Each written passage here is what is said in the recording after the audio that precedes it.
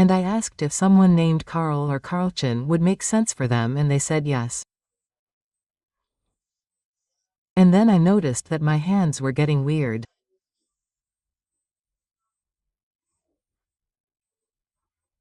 They kind of went together, and I had to bend my arms, and I got a bit of flaky skin and my body moved forward, and I thought, is that on my back? And yes, absolutely clear. There was a turtle here.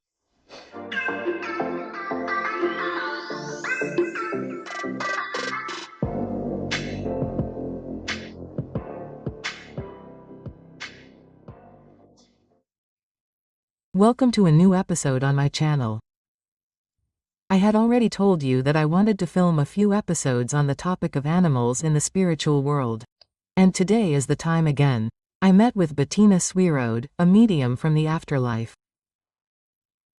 She is also part of the Arajam study, and I drove to her practice in Dortmund and talked to her about animals in the spiritual world. Here we go. Yes, dear Bettina, thank you very much for taking the time to let me visit you here in Dortmund in your practice, and yes, we will do 2 interviews.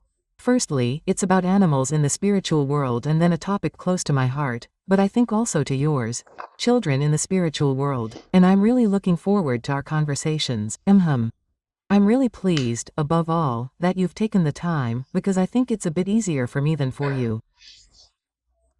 But for me it's a great honor, and I speak. We always enjoy talking to each other, and I think that it's also something nice for one or the other to listen to us, and that everyone can perhaps take one thing or the other away with them. Yes, absolutely, yes. And animals, it says cat on my forehead. But I grew up with dogs. Yes. Yes, you have a dog too, right? Yes, I have Holly now too, and that was a thought that took 5 years.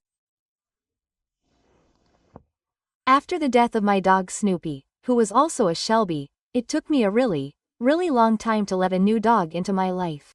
And, It is very enriching, but at the beginning it was also very difficult. Yes. Yes. Because the old dog's footprints were just very big, and he was also one of my teachers, my Snoopy. But we'll come back to that in a moment, because he taught me a lot about letting go. I grew up with cats. I was 4 years old when my mother started breeding cats. We had cats, for example, and my mother's big dream was to have a sacred farmer's cat. Holy farmer's cats are temple cats that were kept in temples in Southeast Asia. Of course, not bred like ours and bred over decades, but definitely a similar breed with blue eyes and white paws. And, yes, and this cat, who came into my life as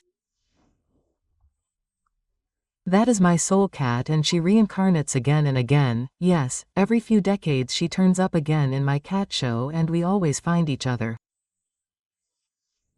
And there is a very specific criterion by which I recognize her. I always recognize Kosi by her eyes, right? Because it's her eyes, we're often nose to nose, right? I was 9 when I got her.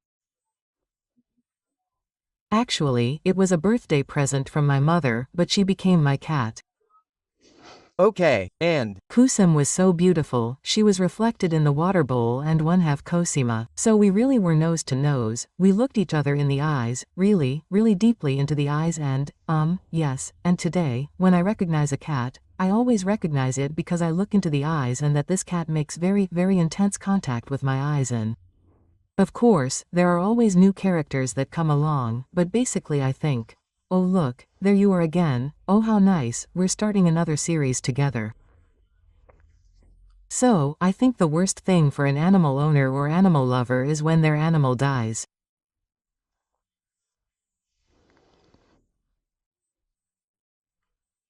Yes, and, I have lots and lots of sittings where people don't come for a father or a partner, but where the animal was their partner and where people come for their animal.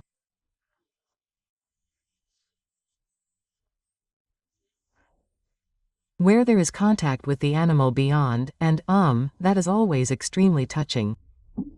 Sometimes I perceive these animals as partners. Not at first as an animal. I'm just surprised because it has such an ethereal form at first, until then the enlightenment comes. Hey, that's not a child, that's not a partner, that's the animal that's now coming into my field with its aura, and then it's as if it's focusing and then I can convey the animal's message. Quote, sometimes I see individual parts of the animal. I see some animals completely and entirely. Others are, no, maybe only certain characteristics are visible. But what you can always feel is the incredible love between the human and the animal. Yes, and that's people who don't have access to animals sometimes say, oh, it was just an animal. But no, it's not just an animal, it's actually that when an animal like that comes. Can it also be that it comes completely alone, or is an animal always accompanied by another one that has already gone before it? It can also be the case that animals come alone at first and then usually someone else from the family comes as confirmation, but if no one has died yet, then sometimes only the animal comes. Yes. I cited a study in my book. I once heard on the radio that 35% of dog owners love their dog more than their partner, right? That's why I can understand it when people come here and say, I'm only coming because of my animal, so that I can make contact again. Yes and no, there are, and I have a really funny story. I had a lady who lost her husband.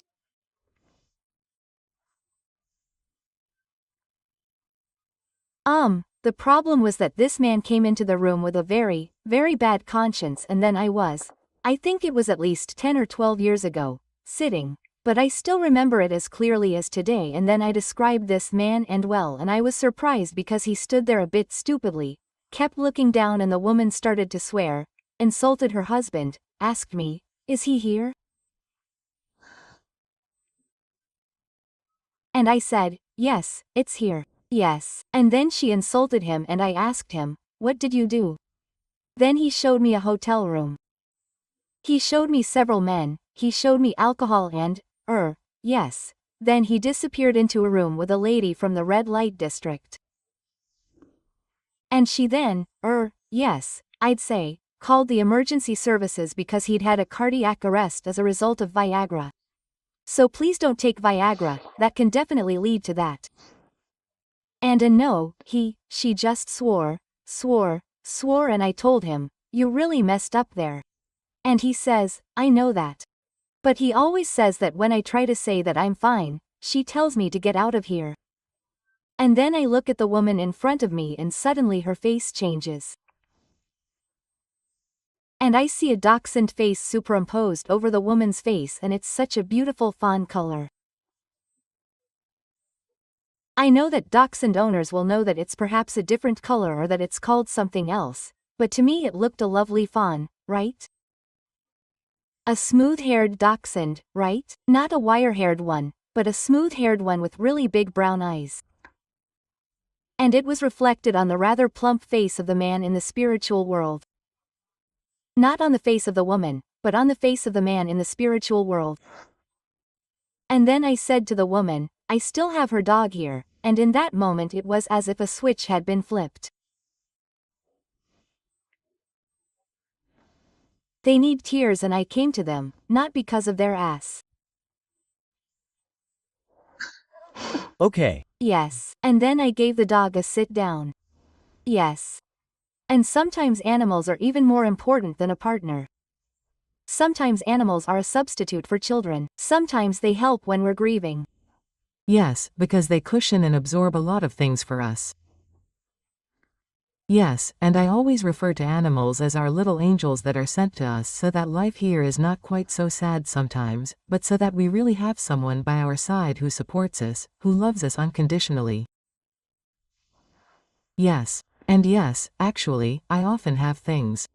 How do you perceive animals with various clairvoyant abilities? You just said that you saw the dog's face, for example. Sometimes you might smell something or hear something, or is it different or completely different? It is very different. With some I see something, with others I only hear, with the next one I might only feel. It is very, very different. So where we are basically matching, there, okay, how could it, or what would be a typical message from an animal, because it would actually have to prove itself, I would say.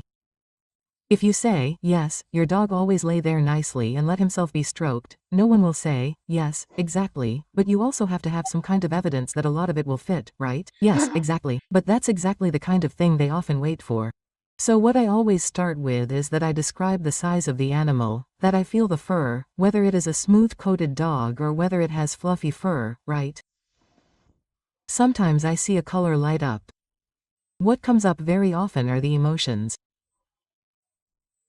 That is very often the last moment, how an animal has passed away, that it remembers how it went, and also who was in its field, who picked it up.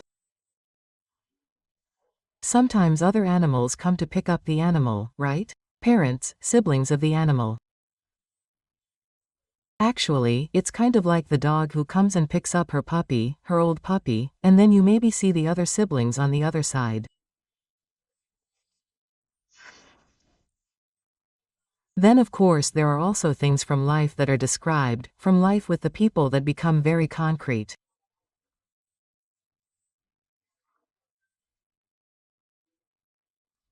The things described where the animal was also there to support them, very often for example that someone went through a crisis, went through a depression, and that the animal just tried to cheer the person up again and again, just by doing funny things, by having a fun romp or trying to draw attention to itself.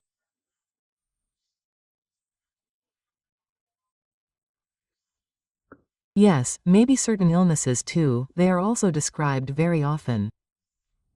I feel them just like with people, there is no big difference. The only thing that you always have when you are communicating with the animal, you are always on the animal's level. That means, if you see a garden, yes, if this dog liked to go for walks in the forest, yes, then you might see leaves, you see less of the treetops up above, but more of the leaves. You can smell the earth in your nose. If it was a dog that liked to dig in the earth and look for mice, then you have the feeling of hordes and the body resists. Well, at least with me, sometimes I look down and then suddenly I have like pause, yes, or the last moment when maybe the owner still had the animal's paw in his hand, or shortly before the animal was buried or cremated. Yes, so also this information, animal was cremated and no, the urn is still at home and it looks like this and that. So all these things that I cannot know. Yes. Because.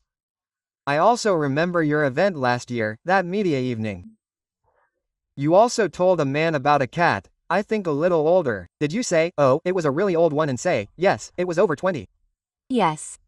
And then you also described how the cat basically kept walking along his back and then somehow rested on his shoulders, right? That is a typical identifying sign, for example, where you can say, yes, exactly, that fits my cat exactly, right? So, these are the scenarios that you basically perceive, right? Yes, exactly. So that is the special thing about dealing with the animal. Of course there are a lot of everyday things too. Sure. But there are just these special moments that humans and animals have had together. For example, someone who had their cat alone, for example, went on holiday with the cat and the cat sat on the shoulder of the man or woman or whoever. Yes, we have things like that, or I saw a cat that was wearing a life jacket because it was always on the sailing boat. Yes, a cat and a dog. There was a cat and a dog in the family and they had little northern life jackets, and then they went sailing with the family. Yes, and then such peculiarities come about, right? I think I'd Like to tell you about Carlin, the turtle.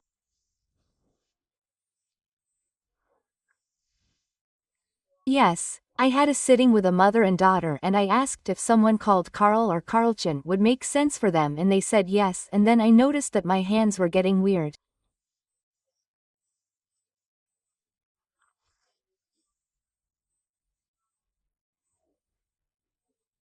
They kind of went together and I had to bend my arms and my skin was kind of flaky and my body moved forward and I thought, what is that on my back? And yes, absolutely clearly, Carlton was a turtle.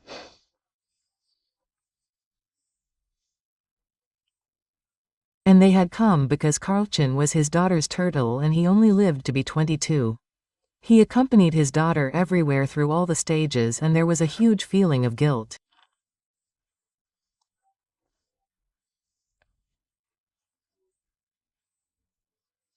Guilt because Carlton had an infection on his leg, on his hind leg, and that was between Christmas and New Year, and the right vet wasn't there to recognize it so late and Carlton basically died of the infection.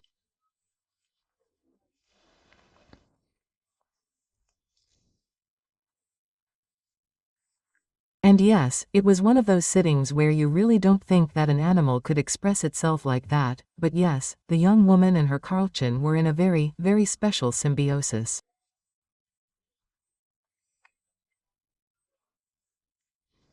Animals always come at a certain time. She had considered going to university abroad and she wouldn't have been able to take Kaken with her, and I think that was ultimately the reason why Carlton left. At only 23 years old. Okay. Yes, I often have the feeling that animals accompany us in phases and are often quite selfless, like the tortoise who says, I have to sacrifice myself so that my mistress or lil one can continue on her path in life, right? They are often companions for certain phases. And they come and go at very fateful events, I sometimes get the feeling. No. Absolutely. And that is for the animals. I don't think they sacrifice themselves.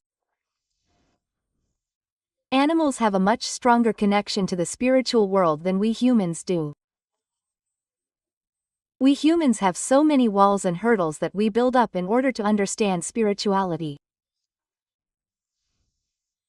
Animals don't have that, even when animals leave. The process is similar to that with humans. We are often afraid of dying, of how it will happen. But death itself does not scare us.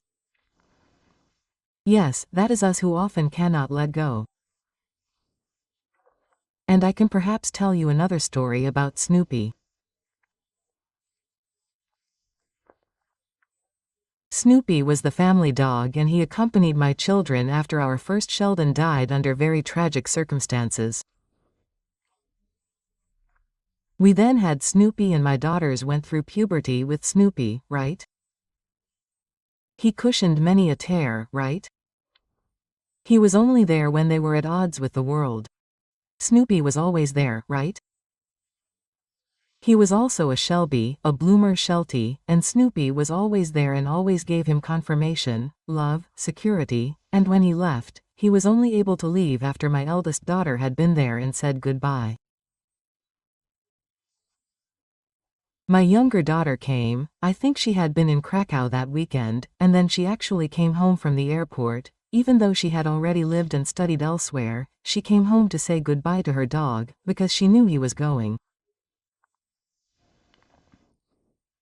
And after she had been there, I thought, my God, why can't you die?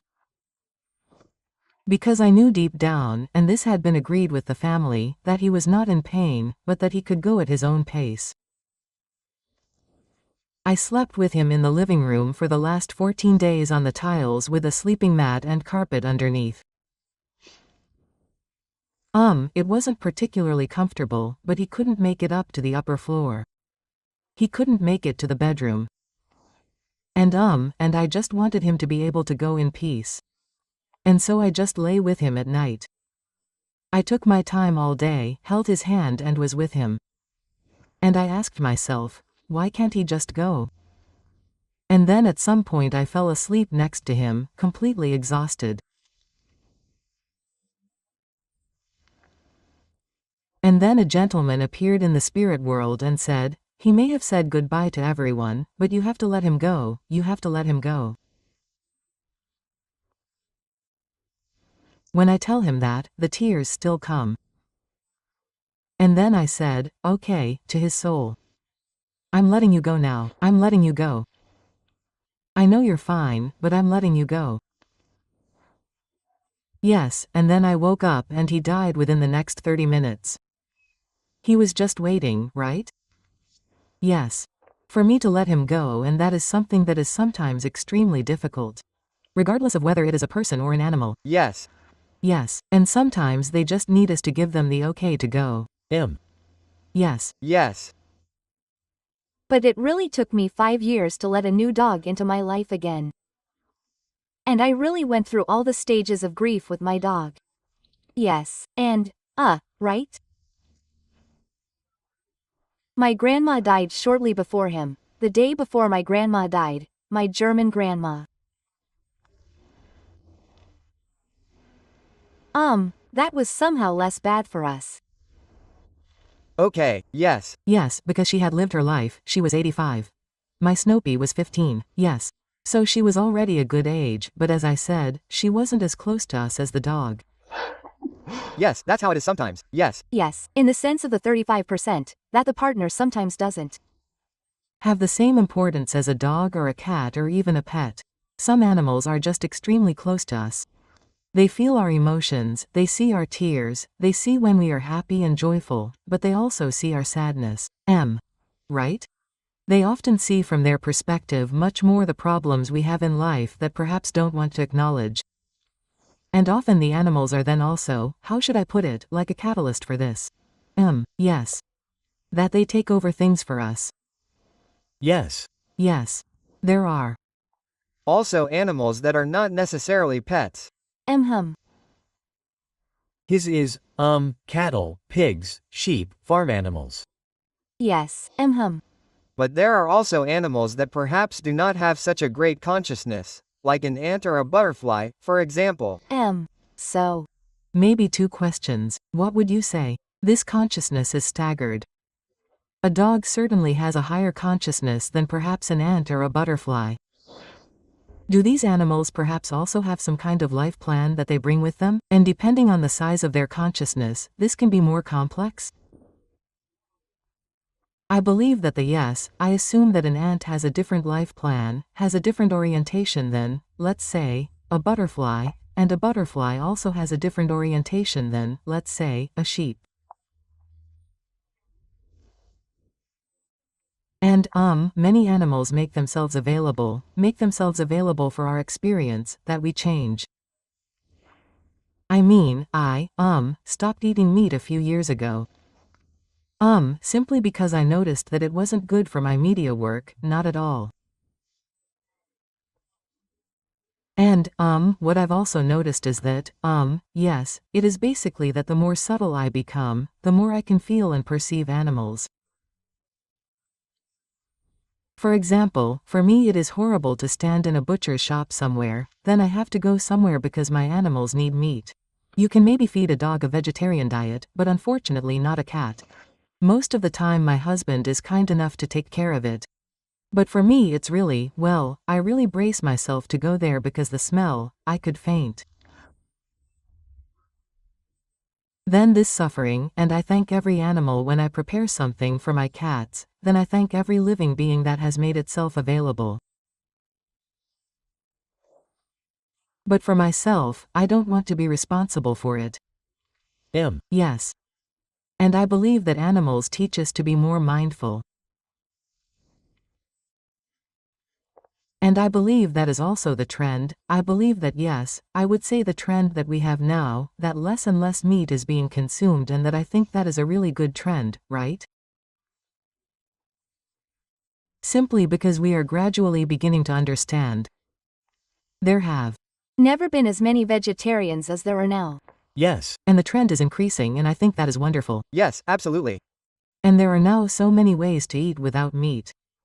I know there are a lot of people who say, yes, I need my steak, this and that and the other. It's perfectly fine if they decide that for themselves, not for me. Yes, I think so too. I mean, I'm vegetarian too. And what I always think is important is not to have to convince anyone. Because everyone has to figure it out for themselves. And fortunately, more and more people don't want that anymore and simply recognize and see the animal suffering. Yes, yes. And many, many children are being born. Yes, my nephew, for example, hasn't eaten meat from the very beginning. Yes, so many children are being born these days who categorically reject meat. Yes. Yes. And I think that can be expanded upon, even if you see the children's homes, how they are changing in our digital world, but we'll come to the children in a moment. But nothing, nevertheless, I think it is important that we learn to have respect and to be mindful, even for those who think they have to eat meat or who think they need it. It is completely legitimate if they decide to do so for themselves, but I find this throwaway mentality, because an animal died for it. Yes. And if I then send back my plate, my full plate with meat still on it, then an animal has died for me so that I can eat it, and I don't think that is right. Absolutely not, not at all. Above all, I think that when I mean, simply through my clear senses, when I walk past a meat shop and I'm not irritated, it's maybe a supermarket that I don't know and I'm not irritated, and then I walk past it, I hear the animals, I hear a moon, I see the animals appear, and you wouldn't believe how many different cattle are lying in one, so to speak, in one blanket of meat. So unbelievable, and I think the careful handling. Yes, and I mean, I can understand that not everyone who eats meat, who can afford meat from a Demeter farm, I can understand that, especially in these times, but I think it doesn't have to be meat every day. Especially for those who eat meat, it doesn't have to be meat every day, and if you eat meat, then please be careful. Please be careful, a little less, and really respect the animal that died for you.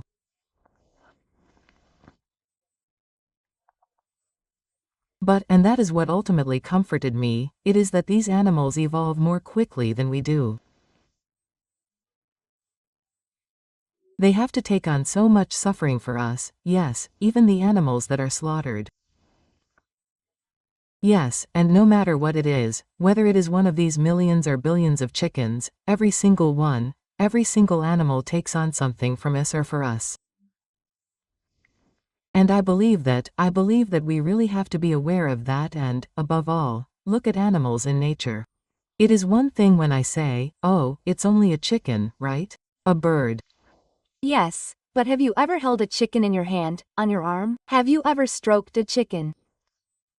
And also how intelligent the animals are and how, yes, how incredibly communicative. Yes, I had my last litter of Burman cats 2 years ago. No, it was 3 years ago. And I sold a pair of brothers to southern Germany.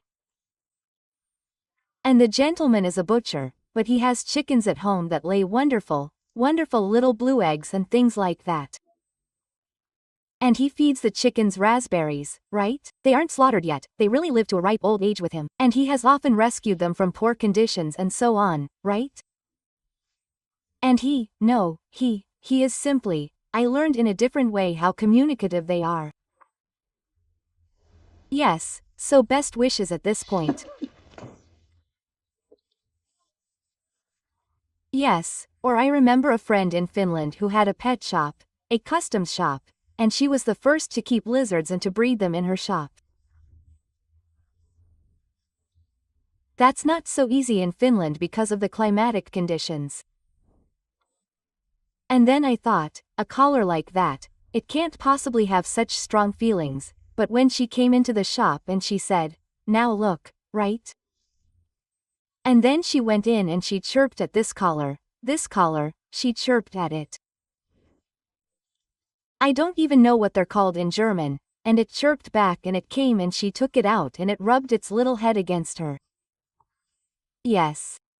And then she spoke sweetly to it and I held it in my arms and it looked at me and I thought, my God, what a wonderful animal. Yes, every animal has a soul. And even if someone says that animals only have one, a common oversoul, they're wrong. I believe that it is extremely important, especially in this day and age, and I think this is a transition, that we teach children again, that we not only digitalize children again, I mean, okay, Now I'm saying this to the computer science professor, but I believe that it is important that we animals, that we humans and animals actually connect nature with our children again and also with ourselves. And every little bird that flutters past my window, yes, every butterfly that I see, every earthworm that I see, has a soul. Maybe not completely. The earthworm may not have quite as high a soul or consciousness as, say, my dog or my cat, but or my guinea pig and my hamster. But they do have a soul, and I believe that careful and respectful treatment of an animal soul is something that is extremely important. And by that I don't just mean with a deceased person, but also with with an animal that is alive, yes, that is in our field. That we always look to see what needs my animal has. Do I humanize the animal, or can I get down to the level of my animal and try to understand it? And for those who maybe, who know, how should I do that? There is a very simple principle. Let your hand go over your animal's body. Stay a little up here above the head and feel the energy of your animal, and then ask questions. Are you okay with me? Then you can feel as if the animal is okay, then you can feel how it expands. If you're not well, is there something wrong? Are you ill? Yes. Or are you somehow not well? Then you notice how your hand goes further down, more on the body, that the animal's aura contracts. Animals also have an aura. Yes, and animals also communicate telepathically with their owners. Bettina, thank you very much for talking about animals. Yes, of course. Yes, that was the first part of my conversation with Bettina. There will be a second part. We already mentioned it in our conversation. We will talk about children in the spiritual world. There will also be another video on the subject of animals. But I won't be talking to Bettina there, but to another lady who does animal communication. She communicates not only with animals that are still alive, but also with the souls of deceased animals. If you don't want to miss all of this, the best thing to do is subscribe to my channel for free, and if you want to support me, you are very welcome to do so. Give it a thumbs up, leave a comment, and recommend my channel to others. I'll say see you next time. Take care, your Oliver.